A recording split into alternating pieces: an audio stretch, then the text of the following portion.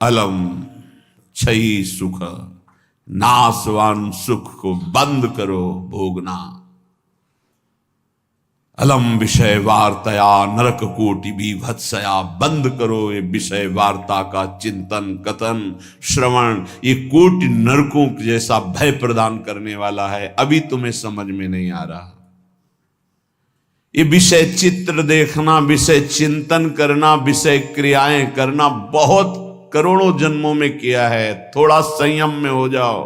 मानव जीवन की दिव्यता, आनंद की दिव्यता, उसका अनुभव करो, परमात्म तत्व का अनुभव करो, नहीं पछताओगे। यहां से कुछ नहीं जाना। कह रहे हैं अलम क्षयी सुखा प्रदैर युवती पुत्रादिकैर। ये बहुत बड़ा आकर्षण है हर हृदय में काम का। विपरीत शरीरों को भोगने की प्रबल इच्छा, यही हमारी दुर्गति कराती चली आई है। इसी का आकर्षण रोकना है। यदि हृदय में ये आकर्षण बना रहा, काम सुख के भोग के लिए विपरीत शरीरों के आकर्षण, शरीरों को भोग करके आनंद की अनुभूति करने की इच्छा, ये दुर्गति करा देती है। दुर्गति ये ऐसा दलदल है, इस दलदल में प्रथम बार जब से उतरे आज तक नहीं निकल पाए। धसता ही चला गया जो इस काम भोग रूपी दलदल में गिरा। इसलिए कह रहे अलम क्षयम सुख, नाशवान चिंता शोक प्रदान करने वाले इस सुखाकर्षण से बचो। जो शरीराकर्षण, इससे बचो, नष्ट हो जाओगे। तुम्हारे जीवनी शक्ति एक सीमित है। अभी यौवन अवस्था है, नष्ट कर लो, फिर किसी काम के नहीं रहोगे।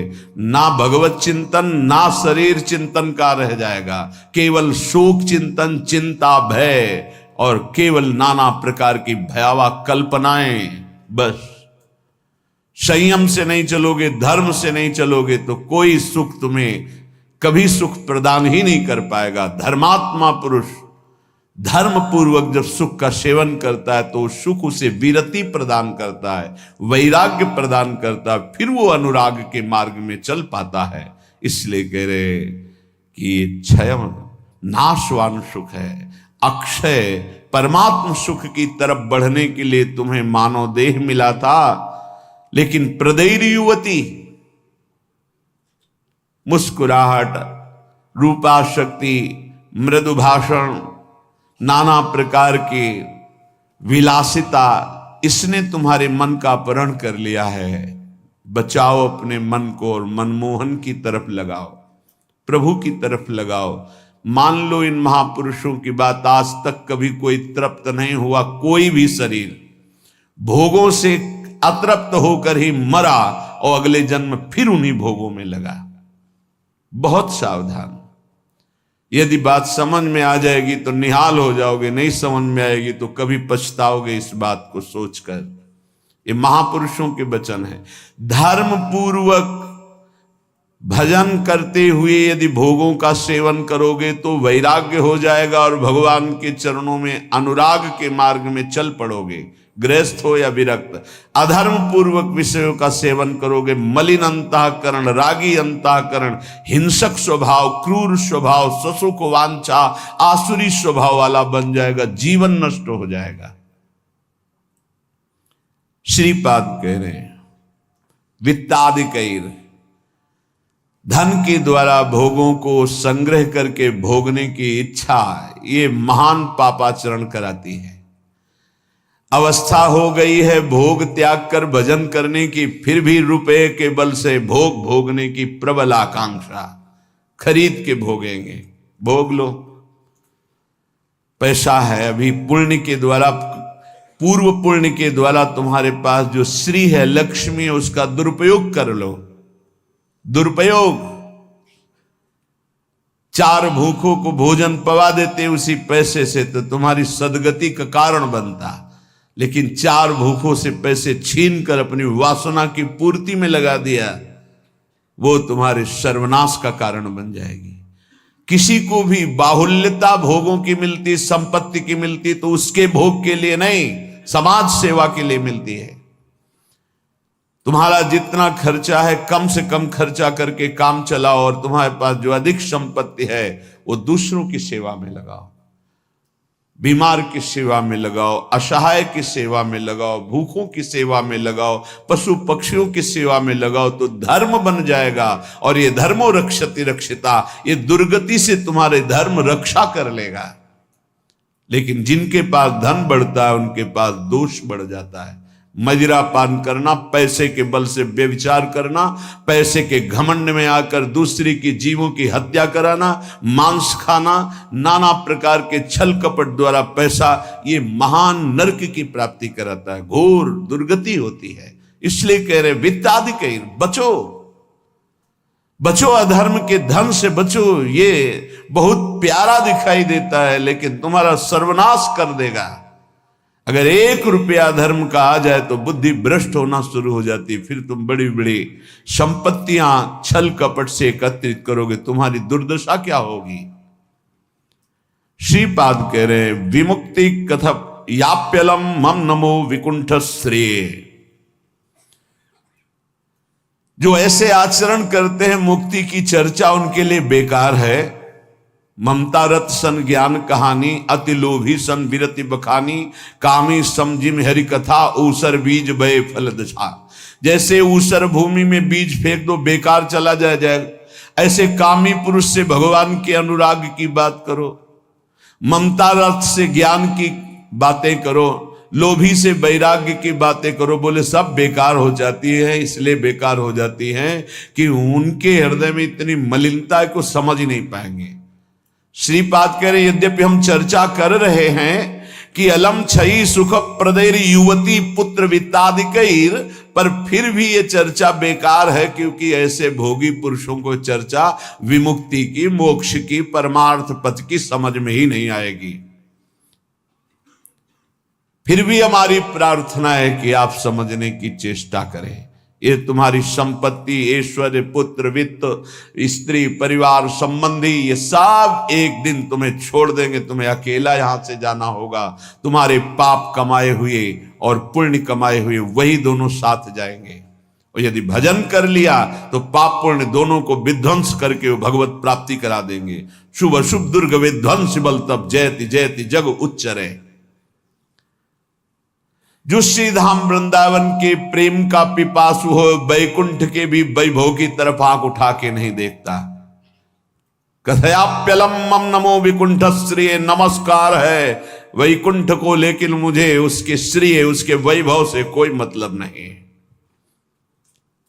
परम तु ही भवे भवे भवतु वार्षभाण्यथ, वृषभानु की पुत्री श्री लाडली जू किशोरी जू, परंतु मेरा मन श्री किशोरी जू के चरणारविंद में, जहां ब्रजेंद्र नंदन श्री लाल जो महाराज मुकुट झुकाए हुए हैं, रसघन मोहन मूर्तिम विचित्र केलि महोत्सवोल्लसितम, राधा चरण विलोडित रुचिर शिखंडम हरिम वंदे। मैं श्री किशोरी जू महारानी जू के चरणों की उपासना करता हूं, जिनके चरणों में ब्रजेंद्र नंदन मोर मुकुटधारी स्वयं लाल जू महाराज सर झुकाए हुए हैं। वही वृंदावन मेरा जन्म जन्म की आकांक्षा है, वही मेरा सर्वस्व वृंदावन है, जहां मेरी प्यारी जू और प्यारे जू विराजमान हैं। मुझे नहीं चाहिए वैकुंठ न वैकुंठ का वैभव। अब भी समय है। उपासक यदि आर्त भाव से भगवान से प्रार्थना करे तो प्रार्थना से बहुत जल्दी परिवर्तन होता है।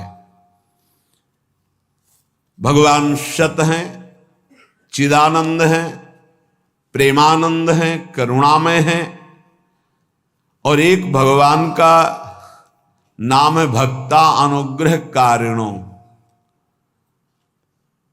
जो उनसे प्रार्थना करता है उस पर अनुग्रह कर देते, लेकिन प्रार्थना वही सुनी जाती है जो आर्त भाव हृदय से होती है। सच्ची मानना, तुरंत परिवर्तन देखा गया है।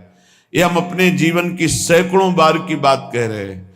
जब कभी ऐसा आया है और प्रार्थना हुई है, मिनट पूरा होना मुश्किल हुआ है और उस प्रार्थना का उत्तर तत्काल मिल गया है। एक बार तो बस प्रार्थना करके हटे कि वह तुरंत उत्तर आ गया, वो ऐसे से ऐसा, अच्छा अच्छा, तत्काल तत्काल।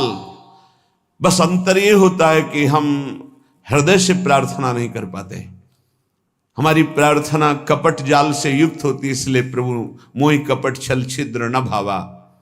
सच्चिदानंद रूपाय भक्तानुग्रहकारिणो माया निर्मित विश्वाय महेशाय नमो नमः। हे नाथ, आप सच्चिदानंद में हैं, सच्चिद आनंद में। तात्पर्य, हम आपको कुछ दे सकें ऐसी सामर्थ्य नहीं। सच्चिदानंद को हे पार्थिव जो मायाकृत पदार्थ हैं, भोग सामग्री, ये भ्रम हटा दीजिए। हमने कई बार प्रार्थना किया है, ये केवल हमारे भावों को प्रकट करता है, इसलिए वस्तु सामग्री का महत्व है।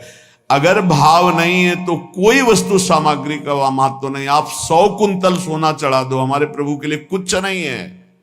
कई बार आपको बताया है, समुद्र को रत्नगर्भा, पृथ्वी को रत्नगर्भा कहा गया है। ऐसे ऐसे पहाड़ हैं जो 4-4 लाख योजन के सोने के हैं, और वो सब मायाकृत है। आप देवलोक को जाइए, वहां स्वर्णिम भवन बने हुए हैं देव गंधर्व अप्सराओं के।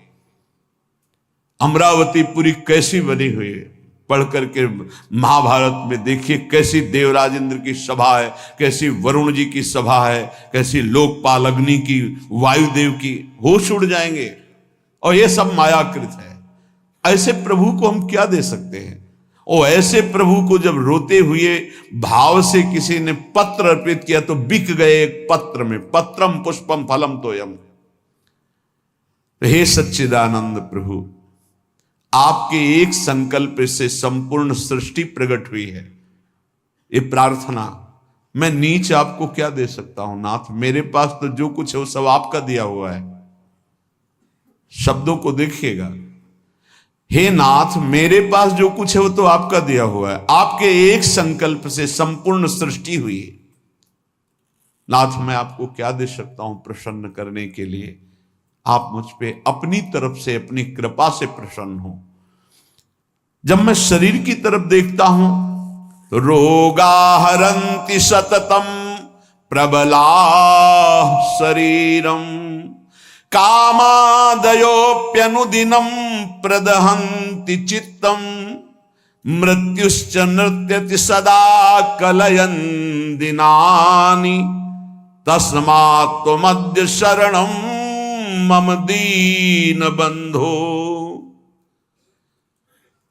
अब अगर हम विचार करें शरीर के लिए तो नाथ, शरीर में कोई न कोई परेशानी बनी रहती। रोगाहरन्ति सततम प्रबला शरीरम। ये प्रबल रोग शरीर को छीन कर रहे हैं। High blood pressure, low blood pressure, sugar, ये वो। हम क्या आपसे वादा करें कि हम ऐसी साधना करेंगे कि आप प्रसन्न हो जाएंगे?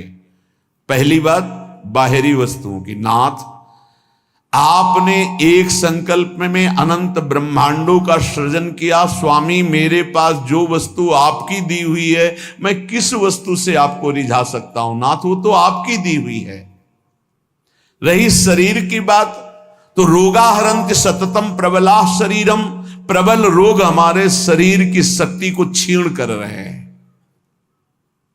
अंदर आए सूक्ष्म शरीर, तो कामादयोप्यनुदिनम प्रदहन्ति चित्तम। ये काम, क्रोध, लोभ, मोह, मद, मत्सर इतना गंदा किए हैं अंदर की, हम कैसे आपको कहें कि हम अंदर से आपका ध्यान धर पाएंगे? कभी काम अपना प्रभाव दिखाता है, कभी क्रोध अपना प्रभाव, कभी लोभ, कभी मोह, कभी अहंकार, कभी ईर्ष्या। नाथ, बड़ा गंदा हृदय है। और पूरे जीवन की तरफ देखें, वादा करें कि आज संकल्प लेते हैं कि 5 वर्ष हम ऐसा करेंगे, तो 5 मिनट का भरोसा नहीं। मृत्युश्च नृत्यति सदा कलयन् दिनानि। नाच रही मृत्यु सिर पर, पता नहीं प्रभु कब हमारे शरीर का अंत हो जाए। इसलिए नाथ, मैं आज प्रार्थना करता हूं कि मेरे पास आपको प्रसन्न करने के लिए कुछ नहीं है। आपकी दी हुई भोग सामग्री और ये शरीर रोगों का घर, मन विकारों के द्वारा अपवित्र, और प्रभु पूरा जीवन मृत्यु के हवाले, किस समय मेरी मृत्यु हो जाए मुझे भरोसा नहीं, पता नहीं। नाथ तस्मात् त्वमद्य शरणम मम दीन बंधु। हे दीन बंधु, अब एक ही उपाय, मैं आपकी शरण में हूं, आप मुझे अपने चरणों की शरण में रख लीजिए। हे प्रभु, वे देहो विनश्यति सदा परिणामशीलस्, चित्तम च खिद्यति सदा विषयानुरागी, बुद्धि सदा हि रमते विषयेषु नान्तस्, तस्मात् त्वमद्य शरणम मम दीन बंधु। बहुत सुंदर। नाथ, ये शरीर का प्रतिपल परिवर्तन हो रहा है। कभी घुटने के बल था, फिर किशोर अवस्था आई, फिर जवानी आई, फिर धीरे धीरे ढल रहा है। ये नाशवान शरीर नाश की तरफ जा रहा है और प्रभु मन प्रतिपल भोगों में लगा हुआ है, हमारा चित्त प्रतिपल भोगों में लगा हुआ है। ईमानदारी की बात देख लो, ये खाऊंगा, ये पीऊंगा, ये देखूंगा, ये भोगूंगा, ये भोगा, अब ये भोगूंगा, ऐसी ही गणित चलती रहती है अंदर। और मेरी बुद्धि बस एक ही बात, इस विषय को भोगने में ये सुख है निश्चय करती है, विषयों में सुख है। मारा गया प्रभु, मारा गया। कुछ भी ऐसा नहीं है जिस पर मैं टिक सकूं। शरीर टिक नहीं रहा क्योंकि नाशवान प्रतिक्षण नाश की तरफ जा रहा, मन प्रतिक्षण भोगों का चिंतन कर रहा, बुद्धि यही निश्चय करा रही कि भोगों में, रुपया में, घर में, मकान में, स्त्री में, पुत्र में, शरीर में, इन्हीं में सुख है। नाथ, कभी मैं आत्मा राम नहीं बन सका, अर्थात अपने स्वरूप को नहीं जाना कि मैं कौन हूं। इसलिए दीन बंधु, अब आपकी शरण में हूं, बचा लीजिए मुझे। हे नाथ, मैं आपकी शरण में हूं। आयुर्विनश्यति यथा मघटस्तथोयम्, विद्युत प्रभेव चपलाबत यौवनश्रीः, वृद्धा प्रधावति यथा मृगराज पत्नी, तस्मात् त्वमद्य शरणम मम दीन बंधु। प्रभु, जैसे कच्चे घड़े के प्रभाव को जानो कि पानी डालते ही वो फैल जाता है, डस्ट हो जाता है, कच्चे घड़े में पानी नहीं टिकता। नाथ, इस तरह मेरा शरीर है, कच्चे घड़े की तरह, पता नहीं कब फूट जाए। जैसे पानी का बुलबुला बढ़िया दिखाई दे रहा है लेकिन किस क्षण फूट जाए उसका भरोसा नहीं, बिल्कुल ऐसे ही।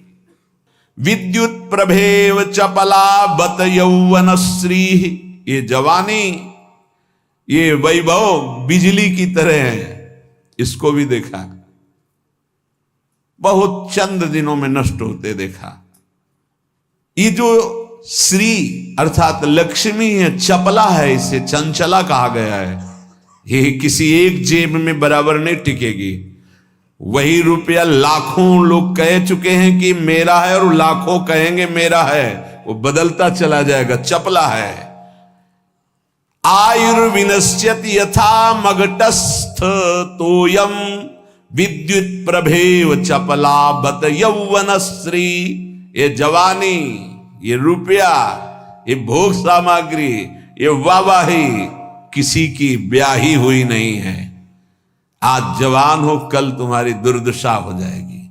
आज धनी हो, कल मांग करके तुम्हें खाने की भी हिम्मत नहीं रहेगी, ऐसी स्थिति आ जाएगी।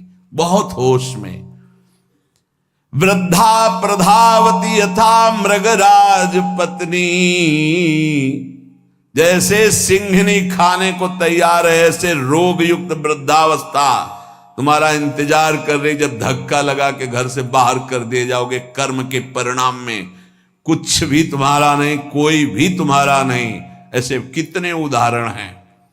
इसलिए अभी दीन बंधु, प्रभु के नाम जपने का अवसर जप लो।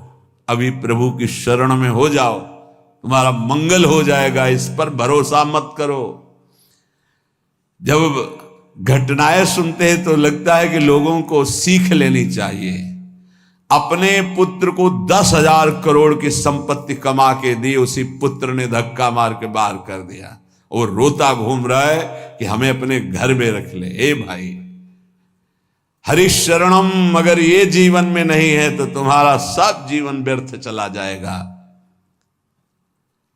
आयाद व्ययो मम भवत्यधिको अविनीते कामादयो हि बलिनो निबला समाद्या मृत्युर्यदा तुदति मां बत किं बदेयम। हे प्रभु,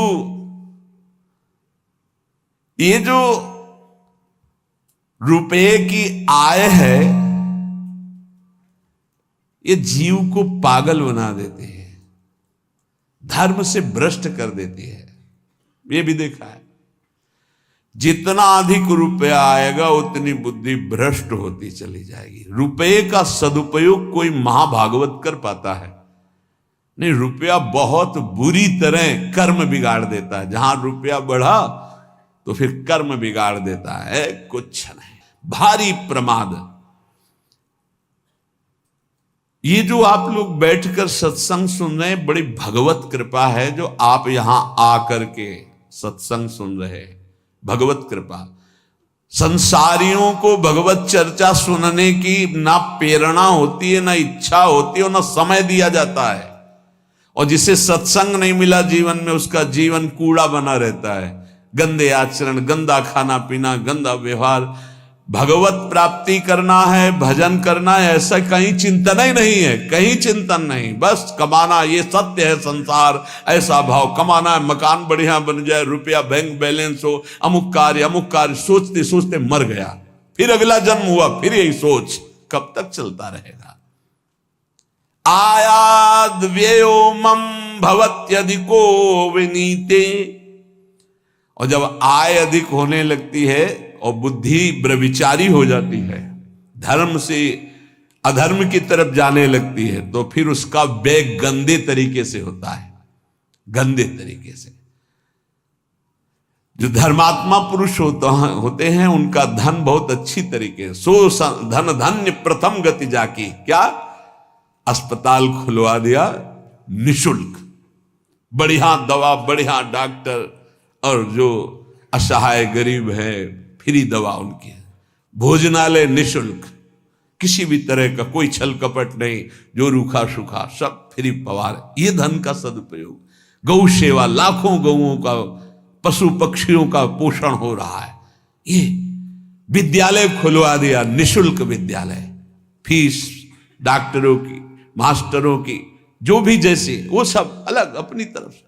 औषधालय, विद्यालय, ये सब वो धर्मात्मा पुरुष का ऐसे खर्चा होता है। अधर्मी का खूब शराब पी रहे हैं, व्यभिचार कर रहे हैं, कितने रुपए लगे आज के नाच में, इतने लगे पार्टी में। अस्पताल खुलवा देते तो पूरे तुम्हारा परिवार का कल्याण हो जाता, कितना लाभ मिलता। जो धनाभिमानी हैं उनके द्वारा धन का सदुपयोग नहीं होता, जो भगवत चरणारविंद के आश्रित है उनका सदुपयोग होता है। बोले प्रभु, अधिक आय होने पर धन का व्यय गलत तरीके से होने लगता है। नाथ, उसका प्रभाव यह हुआ कि काम आदि दोष बहुत बढ़ जाते हैं, बहुत बढ़ जाते हैं। कामादयो ही बलिनो निबला समाद्या, इतना निर्बल कर देता है कि वो बुद्धि से निश्चय ही नहीं कर पाता कि ऐसा करना चाहिए कि नहीं, वो ना करने योग्य बेविचार करता है। कामाद्या ही बलिनो निबला समाद्या मृत्युर्यदा तुदति माम बत किम बदेयम। क्या कहूं प्रभु, इतना निर्बल कर दिया काम ने कि अब अपने को रोक नहीं पाता। अब तो मृत्यु का दंड मिलेगा और नरक की दुर्गति भोगनी पड़ेगी। नाथ, अब तो आप संभाल लीजिए, आपकी मैं शरण में हूं। एक ही उपाय है, तस्मात्। अब एक उपाय है, आपकी शरण में हूं दीन बंधु, आप स्वीकार कर लो।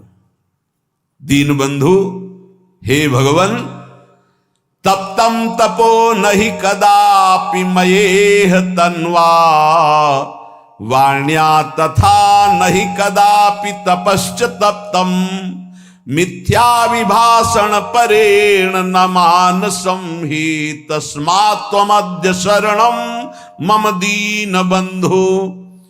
प्रभु कभी किसी तीर्थ में जाके कष्ट रूपी तपस्या नहीं की। करना चाहिए हर गृहस्थ को, विरक्त को भी। आप गृहस्थ हैं, वृंदावन धाम आए, एक दिन तो उपवास कीजिए, पानी पी के रहिए, चाहे जितने करोड़पति हों। अगर लाभ लेना है तो बात हमारी प्रार्थना मान लीजिए। एक दिन में मर नहीं जाओगे। एक दिन उपवास करो, 3-4 दिन के लिए वृंदावन आए हो तो 24 घंटे केवल पानी पी के रहो। नहीं ऐसी स्थिति है कि महीनों पानी नहीं जाएगा मुख में। बात मान लो, तुम्हारे कर्म भस्म हो जाएंगे जो अशुभ कर्म करते हो। वृंदावन आओ, हरिद्वार जाओ, काशी जाओ, तीर्थ यातन करो, करो अवश्य करो, जिससे तुम्हारी मलिनताएं नष्ट होंगी। लेकिन होटलबाजी मत करो, तीर्थों में जाकर के पिकनिक मत मनाओ, गंदे आचरण मत करो तीर्थों में। नहीं, पुरखा भी जो तुम्हारे कुछ ऊंचे होंगे ना, वो नरक चले जाएंगे। 21 पीढ़ियां तरती तो 21 पीढ़ियां नरक भी जाती है।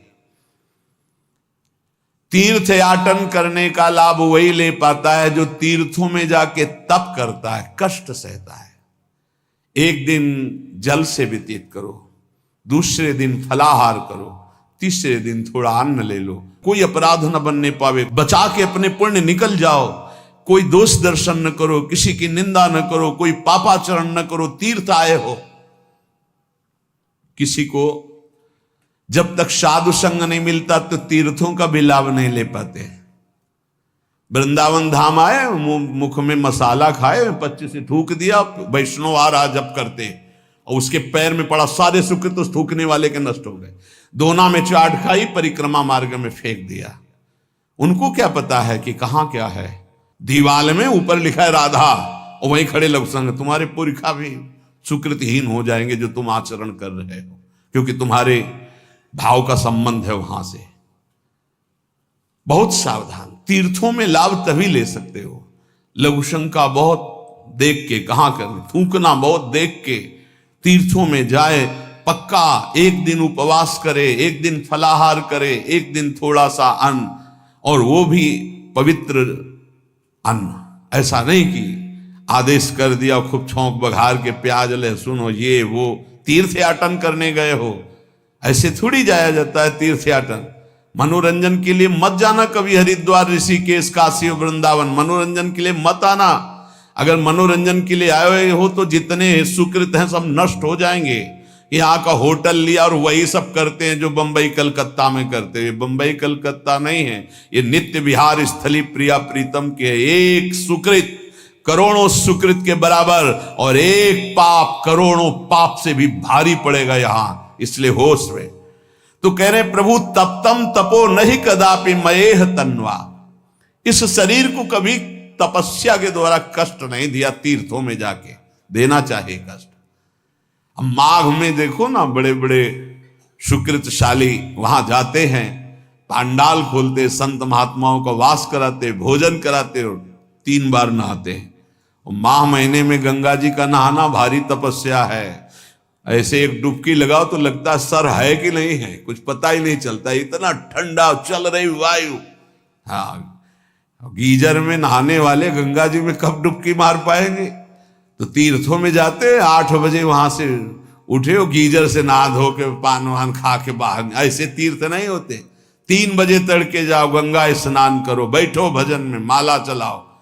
3 दिन 4 दिन जो वृंदावन वास, तीर्थराज, प्रयागवास, काशीवास, ये कठोर तप पूर्वक किया जाता है। पर प्रभु कभी ऐसा नहीं हुआ।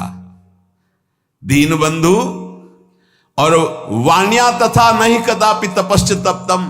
वाणी का कभी तप नहीं किया। शरीर का ये तप है तीर्थ याग, और वाणी का तप 2 घंटे 3 घंटे बैठ गए, खूब नाम कीर्तन किया, राधा राधा राधा। नाम कीर्तन में मन बड़े पुण्यात्मा पुरुष का लगता है। और नाम संकीर्तनम यस्य सर्व पाप प्रणाशनम, समस्त पापों को विध्वंस कर देता है नाम कीर्तन। तो वाण्या तथा नहीं कदापि तपश्च तत्तम, नाथ कभी शरीर से तो तप तीर्थों में किया नहीं, वाणी से कभी नाम कीर्तन का तप नहीं किया। पूरी चतुरासी जी गा लिए, सुधा निधि गा लिए, यमुना के तट पर बैठ करके आए 2-4 दिन के लिए और परिक्रमा लगाए, नाम कीर्तन में बैठे, नाम कीर्तन किया, ये कभी तप नहीं किया। मिथ्या विभाषण परेण, जबान से झूठ बोलना, गाली देना, निंदा करना, पापाचरण करना, प्रभु शरीर से पाप, वाणी से, और मानसम ही, और मन से प्रभु पूछो मत, मन तो सदैव पाप ही सोचता रहता है। तस्मात् मध्य शरणम मम दीन बंधो, हे दीन बंधु ऐसे मुझ नीच को अपनी शरण में रख लो।